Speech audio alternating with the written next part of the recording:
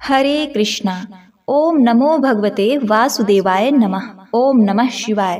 प्रिय भक्तजनों, आज बृहस्पतिवार के इस पावन अवसर पर आइए हम भगवान बृहस्पति देव की अत्यंत ही दुर्लभ और पौराणिक कथा का श्रवण करें। इस कथा को सुनने मात्र से ही भक्तों की सभी मनोकामनाएं बृहस्पति देव की कृपा से पूर्ण हो जाती हैं और जीवन में सुख, समृद्धि और शांति का आशीर्वाद प्राप्त होता है। अपनी पूरी श्रद्धा, भक्ति और प्रसन्न चित मन से इस दिव्य कथा का रसपान करें और भगवान बृहस्पति देव की कृपा प्राप्त करें। प्राचीन समय की बात है। भारतवर्ष में एक राजा राज करता था। वह बड़ा ही प्रतापी और दानी था। वह नित्य गरीबों और ब्राह्मणों की सहायता करता था। वह प्रतिदिन मंदिर में भगवान दर्शन करने जाता, परंतु यह बात उसकी रानी को अच्छी नहीं लगती थी।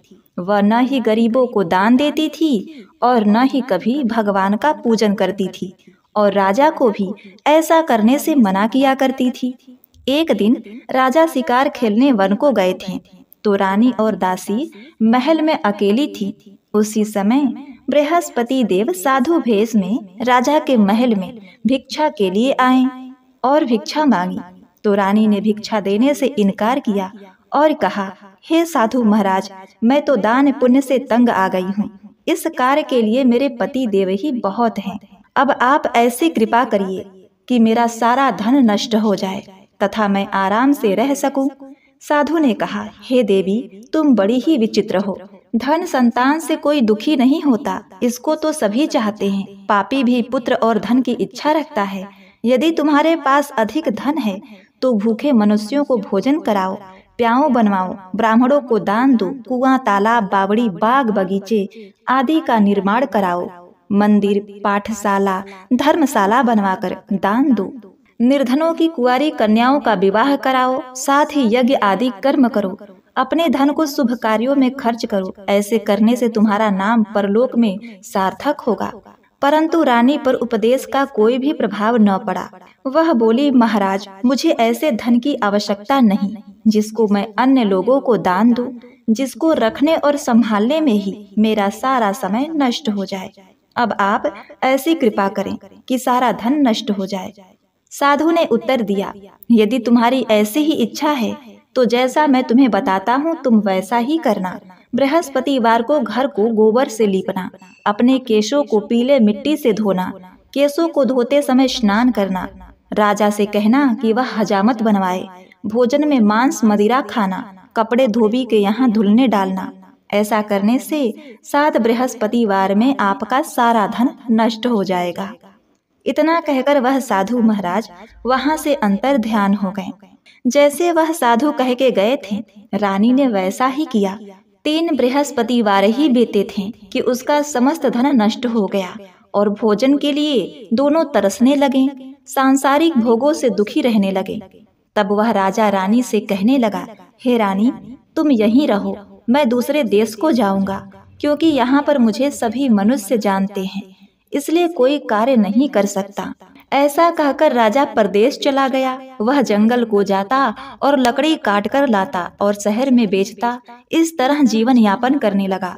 इधर राजा के बिना रानी और दासी दुखी रहने लगी। किसी दिन भोजन मिलता और किसी दिन जल पीकर ही रह जाती। एक समय जब रानी और दासी को 7 दिन बिना भोजन के रहना पड़ा तो रानी ने अपने दासी से कहा, हे दासी, पास ही के नगर में मेरी बहन रहती है, वह बड़ी ही धनवान है, तू उसके पास जा और उससे कुछ अनाज मांग कर ला ताकि कुछ समय के लिए थोड़ा गुजर बसर हो जाए। दासी रानी की बहन के पास गई। उस दिन बृहस्पतिवार का दिन था। रानी की बहन उस समय बृहस्पतिवार की कथा सुन रही थी। दासी ने रानी की बहन को अपनी रानी का संदेश दिया, लेकिन रानी की बहन ने कोई उत्तर नहीं दिया। जब दासी को रानी की बहन से कोई उत्तर नहीं मिला तो वह बहुत ही दुखी हुई। उसे क्रोध भी आया। दासी ने वापस आकर रानी को सारा हाल बता दिया। यह सुनकर रानी ने कहा कि दासी, इसमें उसका कोई दोष नहीं। जब बुरे दिन आते हैं तब कोई सहारा नहीं, अच्छे बुरे का पता विपत्ति में ही लगता है। यह सब कहकर रानी ने अपने भाग्य को कोसा। उधर रानी की बहन ने सोचा, मेरी बहन की दासी आई थी, परंतु मैं उससे नहीं बोली, इससे वह बहुत ही दुखी होगी। कथा सुनकर पूजन समाप्त कर वह अपनी बहन के घर गई और कहने लगी, हे बहन, मैं बृहस्पतिवार का व्रत कर रही थी, तुम्हारी दासी गई, परंतु जब तक कथा होती है तब तक न उठते हैं और न बोलते हैं, इसीलिए मैं नहीं बोली। कहो, दासी क्यों गई थी? रानी बोली, बहन, हमारे घर अनाज नहीं था। ऐसा कहते कहते रानी की आंखें भर आईं। उसने दासियों समेत 7 दिन तक भूखा रहने की बात भी अपनी बहन को बता दी। रानी की बहन बोली, देखो बहन, बृहस्पति देव भगवान सबकी मनोकामनाएं पूर्ण करते हैं। देखो, शायद तुम्हारे घर में अनाज रखा हो। पहले तो रानी को विश्वास नहीं हुआ, परंतु बहन के आग्रह करने पर उसने दासी को अंदर भेजा। दासी घर के अंदर गई तो वहां एक घड़े में अनाज भरा हुआ रखा था। उसने बाहर आकर रानी को बताया। दासी रानी से कहने लगी, हे रानी, जब हमको भोजन नहीं मिलता था तो हम व्रत ही तो करते थे, इसीलिए क्यों ना इनसे व्रत और कथा की विधि पूछ ली जाए, हम भी व्रत किया करेंगे। दासी के कहने पर रानी ने अपनी बहन से बृहस्पतिवार व्रत के बारे में पूछा। उसकी बहन ने बताया कि बृहस्पतिवार के व्रत में चने की दाल, गुड़ और मुनक्का से विष्णु भगवान का केले के वृक्ष के जड़ में पूजन करें तथा दीपक जलाएं, कथा सुनें। उस दिन एक ही समय भोजन करें, भोजन पीले खाद्य पदार्थ का करें, इससे गुरु बृहस्पति भगवान अत्यंत ही प्रसन्न होंगे, अन्न पुत्र धन देते हैं, मनोकामना पूर्ण करते हैं। प्रिय भक्तों, व्रत और पूजन की विधि बताकर रानी की बहन अपने घर लौट आई। रानी और दासी दोनों ने निश्चय किया कि बृहस्पति देव भगवान का पूजन अवश्य करेंगे। 7 रोज बाद जब बृहस्पति का दिन आया तो उन्होंने व्रत रखा। घुड़साल में जाकर चना और गुड़ बीन लाई तथा उसी दाल से केले की जड़ तथा विष्णु भगवान का पूजन किया। अब पीला भोजन कहाँ से आए? दोनों बड़ी दुखी हुई, परंतु उन्होंने व्रत किया था, इसीलिए बृहस्पति देव भगवान प्रसन्न थे। एक साधारण व्यक्ति के रूप में वो 2 थालों में सुंदर पीला भोजन लेकर आए और दासी को देकर बोले, हे दासी, यह भोजन तुम्हारे लिए और तुम्हारी रानी के लिए है। दासी भोजन पाकर बहुत ही प्रसन्न हुई। इस प्रकार रानी और दासी ने गुरु बृहस्पति भगवान को नमस्कार करके भोजन आरंभ किया। इसके बाद वे प्रत्येक बृहस्पतिवार को भगवान का व्रत और पूजन करने लगी। बृहस्पति देव भगवान की कृपा से उनके पास धन हो गया, परंतु रानी फिर पहले की तरह आलस्य करने लगी। तब दासी बोली, देखो रानी, तुम पहले भी इसी प्रकार आलस्य करती थी, तुम्हें धन के रखने में कष्ट होता था, इस कारण सभी धन नष्ट हो गया। अब गुरु बृहस्पति भगवान की कृपा से धन मिला है तो फिर तुम्हें आलस्य होता है। बड़ी मुश्किलों के बाद हमने यह धन पाया है, इसीलिए हमें दान पुण्य करना चाहिए, जिससे तुम्हारे कुल का यश बढ़े और स्वर्ग प्राप्त हो और पितर प्रसन्न हो। दासी की बात सुनकर रानी शुभ कर्म करने लगी, उसका यश फैलने लगा। एक दिन रानी और दासी आपस में विचार करने लगी कि न जाने राजा किस दशा में होंगे, उनकी कोई खोज खबर भी नहीं है। उन्होंने श्रद्धा पूर्वक गुरु बृहस्पति भगवान से प्रार्थना की कि राजा जहाँ कहीं भी हों शीघ्र वापस आ जाएं। उसी रात्रि को बृहस्पति देव ने राजा को स्वप्न में कहा, हे राजा, उठ, तेरी रानी तुझको याद करती है, अपने देश लौट जा। राजा प्रातः काल उठा और जंगल से लकड़ी काटने के लिए जंगल की ओर चल पड़ा। जंगल से गुजरते हुए विचार करने लगा कि रानी की गलती से उसे कितने दुख भोगने पड़े। राजपाट छोड़कर जंगल में आकर रहना पड़ा। जंगल से लकड़ियां। राजा अपनी दशा को याद करके व्याकुल होने लगा। उसी समय राजा के पास बृहस्पति देव साधु के भेष में आकर बोले, हे लकड़हारा, तुम इस सुनसान जंगल में किस चिंता में बैठे हो, मुझे बताओ। यह सुनकर राजा के नेत्रों में जल भर आया। साधु की वंदना करके राजा ने अपनी संपूर्ण कहानी बता दी। बृहस्पति देव ने कहा, हे राजन, तुम्हारी पत्नी ने बृहस्पति देव के प्रति अपराध किया था, जिसके कारण तुम्हारी यह दशा हुई। अब तुम चिंता मत करो, भगवान तुम्हें पहले से भी अधिक धन देंगे। देखो, तुम्हारी पत्नी ने बृहस्पतिवार का व्रत आरंभ कर दिया है। अब तुम भी बृहस्पतिवार के व्रत में चने की दाल, गुड़ और मुनक्का से विष्णु भगवान का केले के वृक्ष के जड़ में पूजन करो तथा दीप जलाते हुए कथा सुनो। इस प्रकार भगवान बृहस्पति देव ने राजा को सभी विधि बताई। साधु की बात सुनकर राजा बोले, हे प्रभु, लकड़ी बेचकर तो इतना पैसा इकट्ठा नहीं होता जिससे मैं भोजन करने के बाद पूजा के लिए सामग्री खरीद सकूं। फिर मैं कौन सी कथा कहूं, यह मुझको मालूम नहीं। साधु ने कहा, हे राजा, बृहस्पतिवार के तुम रोजाना की तरह लकड़ियां लेकर शहर जाना। तुम्हें रोज से 2 गुना धन मिलेगा, जिससे तुम भली भांति भोजन कर लोगे तथा बृहस्पतिवार की पूजा के लिए सामान भी आ जाएगा। अतः जो तुमने बृहस्पतिवार की कथा के बारे में पूछा है वह इस प्रकार से है। प्राचीन काल में एक बहुत ही निर्धन ब्राह्मण था। उसकी कोई संतान नहीं थी। हे राजन, वह नित्य पूजा पाठ करता था।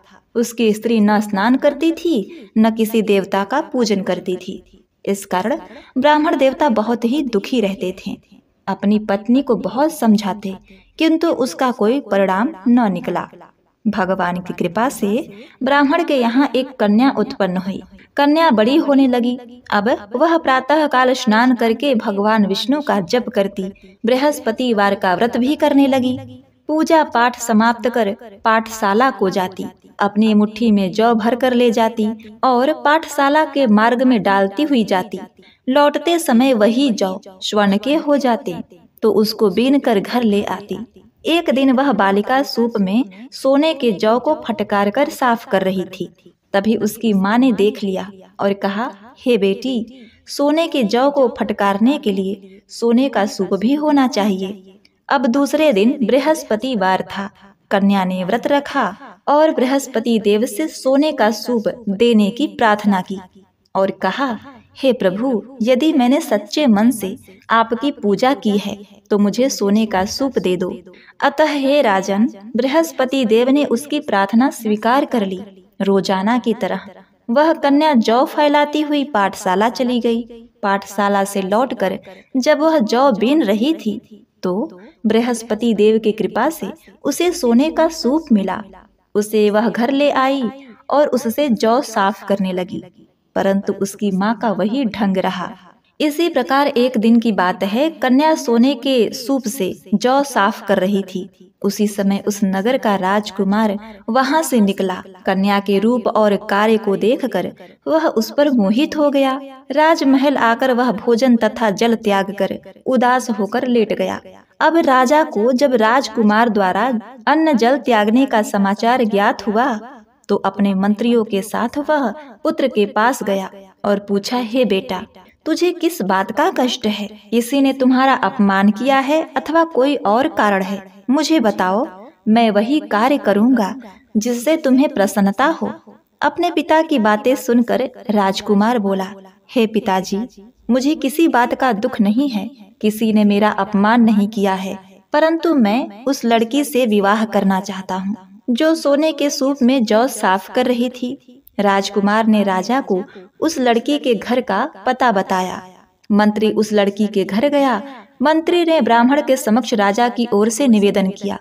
कुछ ही दिन बाद ब्राह्मण की कन्या का विवाह राजकुमार के साथ संपन्न हो गया। बृहस्पति देव कहते हैं, हे राजन, कन्या के घर से जाते ही ब्राह्मण के घर में पहले की भांति गरीबी का वास हो गया। एक दिन दुखी होकर ब्राह्मण अपने पुत्री से मिलने गया। बेटी ने पिता की अवस्था को देखा और अपनी माँ का हाल पूछा। ब्राह्मण ने सभी हाल कह सुनाया। कन्या ने बहुत सा धन देकर अपने पिता को विदा किया, लेकिन कुछ ही दिन बाद फिर वही हाल हो गया। ब्राह्मण फिर अपनी कन्या के पास गया और सभी हाल कहा तो पुत्री ने कहा, हे पिताजी, आप माता जी को यहाँ लेकर आओ। मैं उन्हें यह विधि बतला दूंगी जिससे गरीबी दूर हो जाएगी। ब्राह्मण देवता अपनी स्त्री को साथ लेकर अपनी पुत्री के पास राजमहल में पहुँचे तो पुत्री अपने माँ को समझाने लगी कि हे माँ, तुम प्रातः काल स्नान आदि करके विष्णु भगवान का पूजन करो और बृहस्पतिवार का व्रत करो तो सब दरिद्रता दूर हो जाएगी। परंतु उसकी माँ ने उसकी एक भी बात नहीं मानी। वह प्रातः काल उठकर अपने पुत्री के बच्चों का जूठन खा लेती थी। एक दिन उसकी पुत्री को बहुत ही क्रोध आया। उसने अपने माँ को एक कोठरी में बंद कर दिया। प्रातः काल उसे स्नान आदि करा के पूजा पाठ करवाया तो माँ की बुद्धि ठीक हो गई। अब इसके बाद वह नियम से पूजा पाठ करने लगी। प्रत्येक बृहस्पतिवार को व्रत करने लगी। इस व्रत के प्रभाव से मृत्यु के बाद वह स्वर्ग को गई। वह ब्राह्मण भी सुख पूर्वक इस लोक का सुख भोग कर स्वर्ग को प्राप्त हुआ। तो प्रिय भक्तगणों, इस प्रकार से कथा कहकर साधु बने। भगवान बृहस्पति देव वहाँ से अलोप हो गए। फिर बृहस्पतिवार का दिन आया। राजा जंगल से लकड़ी काटकर शहर में बेचने गया। उसे उस दिन और दिनों से अधिक धन मिला। राजा ने चना गुड़ आदि लेकर बृहस्पतिवार का व्रत किया, परंतु जब अगले गुरुवार का दिन आया तो वह बृहस्पतिवार का व्रत करना भूल गया। इस कारण बृहस्पति देव भगवान नाराज हो गए। उस दिन उस नगर के राजा ने विशाल यज्ञ का आयोजन किया था तथा अपने समस्त राज्य में घोषणा करवा दी थी कि सभी मेरे यहाँ भोजन करने आएंगे। किसी के घर चूल्हा नहीं जलेगा। इस आज्ञा को जो नहीं मानेगा उसको फांसी दी जाएगी। राजा की आज्ञा अनुसार राज्य के सभी वासी राजा के घर भोज में सम्मिलित हुए, लेकिन लकड़हारा तो राजा ने उसको अपने साथ महल में ले गए। जब राजा लकड़हारे को भोजन करा रहे थे तो रानी की दृष्टि उस खूंटी पर पड़ी जिस पर उनका हार लटका हुआ था, और उस समय वह हार खूंटी पर नहीं दिखाई दिया। तो रानी को निश्चय हो गया कि मेरा यह हार इस लकड़हारे ने ही चुराया है। उसी समय सैनिक बुलाकर उसको कैद खाने में डलवा दिया गया। लकड़हारा जेल में विचार करने लगा कि न जाने कौन से पूर्व जन्म के कर्म से मुझे यह दुख प्राप्त हुआ है, और फिर जंगल में मिले साधु को याद करने लगा। तत्काल बृहस्पति देव साधु के रूप में प्रकट हो गए और कहने लगे, अरे मूर्ख, तूने बृहस्पति देवता की कथा नहीं की, उसी कारण तुझे यह दुख प्राप्त हुआ है। अब चिंता मत कर। बृहस्पतिवार के दिन जेल खाने के दरवाजे पर तुझे 4 पैसे पड़े मिलेंगे। उनसे तू बृहस्पतिवार की पूजा करना तो तेरे सब कष्ट दूर हो जाएंगे।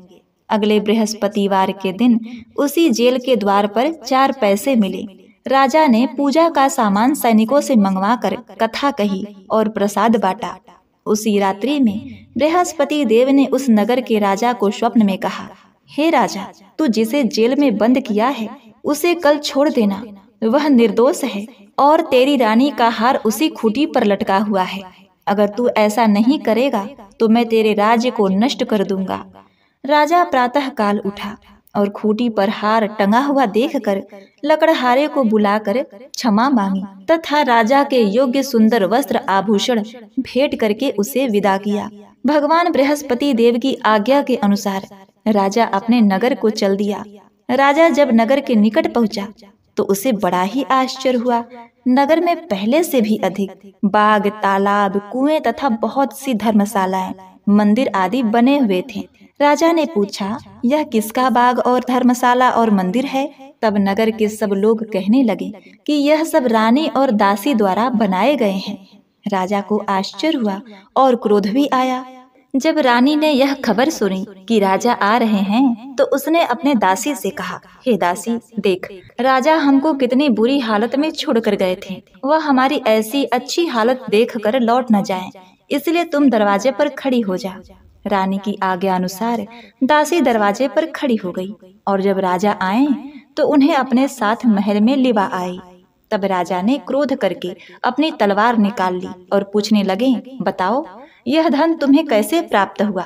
तब रानी ने सारी कथा सुनाई कि यह सब धन हमें बृहस्पति देव के व्रत के प्रभाव से प्राप्त हुआ है। राजा ने निश्चय किया कि मैं रोजाना दिन में 3 बार कहानी कहा करूंगा। अब हर समय राजा के दुपट्टे में चने की दाल बधी रहती तथा दिन में 3 बार कथा कहता। एक रोज राजा ने विचार किया कि चलो अपनी बहन के यहाँ हो आऊं। इस तरह का निश्चय करके राजा घोड़े पर सवार हो अपनी बहन के यहाँ चल दिया। मार्ग में उसने देखा कि कुछ आदमी एक मुर्दे को ले जा रहे हैं। उन्हें देखकर राजा ने कहा, अरे भाइयों, मेरी बृहस्पतिवार की कथा सुन लो। वे बोले, लो, हमारा तो आदमी मर गया है, इसको अपनी कथा की पड़ी है। परंतु कुछ आदमी बोले, अच्छा कहो, हम तुम्हारी कथा भी सुन लेंगे। राजा ने दाल निकाली और कथा कहनी शुरू। जब कथा आधी हुई तो मुर्दा हिलने लगा और जब कथा समाप्त हुई तो राम राम कह के वह मुर्दा खड़ा हो गया। अब राजा आगे बढ़ा। उसे चलते चलते शाम हो गई। आगे मार्ग में उसे एक किसान खेत में हल चलाता मिला। राजा ने उससे बृहस्पतिवार व्रत की कथा सुनने को कहा। तब वह बोला कि जब तक मैं तेरी कथा सुनूंगा तब तक 4 हरैया जोत लूंगा। अपनी कथा किसी और को सुना। राजा आगे बढ़ा। राजा के आगे बढ़ते ही बैल पछाड़ खाकर गिर गए तथा किसान के पेट में बहुत ही तेज दर्द होने लगा। उसी समय किसान की माँ रोटी लेकर आई। उसने जब देखा तो अपने पुत्र से सब हाल पूछा। बेटे ने सब हाल कह सुनाया। बुढ़िया दौड़ी दौड़ी राजा के पास पहुंची और उससे बोली कि हे राजा, मैं तेरी कथा सुनूंगी, तू अपनी कथा मेरे खेत पर चलकर ही सुना। राजा ने लौटकर बुढ़िया के खेत पर जाकर कथा कही, जिनके सुनने से बैल खड़े हो गए तथा किसान के पेट का दर्द भी बंद हो गया। राजा अपनी बहन के घर पहुंच आया। बहन ने भाई की खूब मेहमानी की। दूसरे रोज प्रातः काल राजा जगा तो वह देखा कि सब लोग भोजन कर रहे हैं। तब राजा ने अपनी बहन से पूछा कि यहाँ कोई मनुष्य है जिसने अभी तक भोजन नहीं किया हो, जो मेरे बृहस्पतिवार की कथा सुन ले। बहन बोली, हे भैया, यह देश ऐसा ही है। यहाँ लोग पहले भोजन करते हैं, बाद में कोई काम करते हैं। अगर कोई पड़ोस में हो तो देख कर आती हूँ। ऐसा कहकर वह देखने चली गई, परंतु उसे ऐसा कोई व्यक्ति नहीं मिला जिसने भोजन ना किया हो।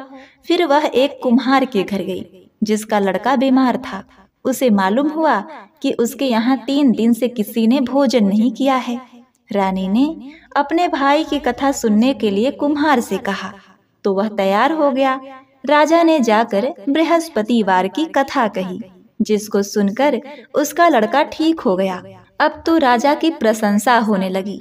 एक दिन राजा ने अपनी बहन से कहा, हे बहन, मैं अब अपने घर जाऊंगा, तुम भी तैयार हो जाओ। राजा की बहन ने अपनी सास से अपने भाई के साथ जाने की आज्ञा मांगी। सास बोली, हाँ चली जा, मगर अपने लड़कों को मत लेकर जाना, क्योंकि तेरे भाई के कोई संतान नहीं होती है। बहन ने अपने भाई से कहा, हे भैया, मैं तो चलूंगी, मगर कोई बालक नहीं जाएगा। राजा बोला, जब कोई बालक नहीं जाएगा तब तुम जाकर क्या करोगी? अपनी बहन को भी छोड़कर दुखी मन से राजा अपने नगर को लौट आया। राजा अपनी रानी से सारी कथा बताई कि हम निसंतान हैं, इसलिए कोई हमारे घर आना पसंद नहीं करता, और वह बिना भोजन किए सैया पर लेट गया। रानी बोली, बृहस्पति देव ने हमें सब कुछ दिया है, वे हमें संतान भी अवश्य देंगे। अब उसी रात बृहस्पति देव ने राजा को स्वप्न में कहा, हे राजा, उठ, सभी सोच त्याग दे, तेरी रानी गर्भवती है। राजा को यह जानकर बड़ी ही प्रसन्नता हुई। 9वें महीने रानी के गर्भ से एक अत्यंत ही सुंदर पुत्र पैदा हुआ। तब राजा बोला, हे रानी, स्त्री बिना भोजन के रह सकती है, परंतु बिना कहे नहीं रह सकती। जब मेरी बहन आए तो तुम उसे कुछ मत कहना। रानी ने हाँ कर दी। जब राजा की बहन ने यह शुभ समाचार सुना तो वह बहुत खुश हुई तथा बधाई लेकर अपने भाई के यहाँ आई। रानी ने उससे कहा, घोड़ा चढ़कर तो नहीं आई, गधा चढ़कर आई। तो राजा की बहन बोली, भाभी, मैं इस प्रकार न कहती तो तुम्हारे घर औलाद कैसे होती? बृहस्पति देव सभी मनोकामनाएं पूर्ण करते हैं। जो सद्भावना पूर्वक बृहस्पतिवार का व्रत करता है एवं कथा पढ़ता या सुनता है और दूसरों को सुनाता है, तो बृहस्पति देव उसकी सभी मनोकामनाएं पूर्ण करते हैं। तो प्रिय भक्तों, जैसी सच्ची भावना से रानी और राजा ने बृहस्पति देव की कथा का गुणगान किया तो उनकी सभी इच्छाएं बृहस्पति देव जी ने पूर्ण की। इसीलिए सबको कथा सुनने के बाद प्रसाद लेकर जाना चाहिए। हृदय से उनका मनन करते हुए जयकारा बोलना चाहिए। तो प्रेम से बोलिए, भगवान बृहस्पति देव की जय हो। बोलिए, भगवान श्री लक्ष्मी नारायण जी की जय। प्रिय भक्तों, अब आइए श्रवण करते हैं भगवान बृहस्पति देव जी की आरती। ओम जय बृहस्पति देवा प्रभु, ओम जय बृहस्पति देवा छिन छिन भोग लगाऊं कदली फल मेवा। ओम जय बृहस्पति देवा, तुम पूरण परमात्मा, तुम अंतर्यामी। जगत पिता जगदीश्वर, तुम सबके स्वामी। ओम जय बृहस्पति देवा, चरणामृत निज निर्मल, सब पातक हरता। सकल मनोरथ दायक, कृपा करो भरता।